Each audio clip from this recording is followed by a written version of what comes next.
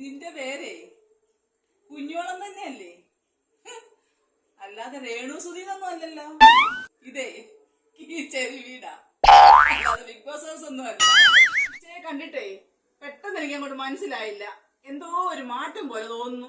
കുഞ്ഞുമോളെ, എനിക്ക് കുന്തിരിക്കാൻ വലിയ ഇഷ്ടമാ, അതുകൊണ്ട് അതെന്റെ മൂട്ടിലിട്ട് പുഹയ്ക്കാൻ നീ നിൽക്കരുത്. ഈ വല്ലപ്പോഴും വരുമ്പോഴാടി ഈ നാട്ടുവിശേഷങ്ങളൊക്കെ ഒന്ന് അറിയുന്നേ. എന്തൊക്കെയുണ്ട് വിശേഷങ്ങള് പറ. അറിഞ്ഞായിരുന്നോ? നമ്മുടെ സതിയമ്മേടെ ഒക്കെ ഇളയ ചെറുക്കനെ ഒരു പെണ്ണിനെ എങ്ങോട്ടൊന്ന് വിളിച്ചോണ്ട് വന്ന് അറിഞ്ഞായിരുന്നോ? ഇതെന്നായിരുന്നു?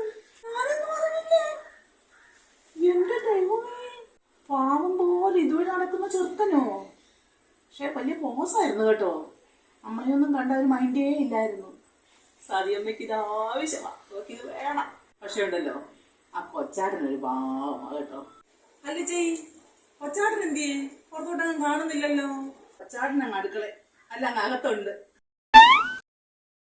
ഇച്ചയുടെ ഏറ്റവും ഇളയ അവളില്ലേ പൊടിമോളെ, അവള് പഠിച്ചോണ്ടിരുന്ന സമയത്തേ ഏതോ ഒരുത്തന്റെ കൂടെ ഒളിച്ചോടി പോയെന്ന് പറയുന്ന നാട്ടുകാർ പറയുന്നത് ഞാൻ കേട്ടിട്ടുണ്ട്. ഉള്ളാവെന്ന് എനിക്കറിയത്തില്ലേ.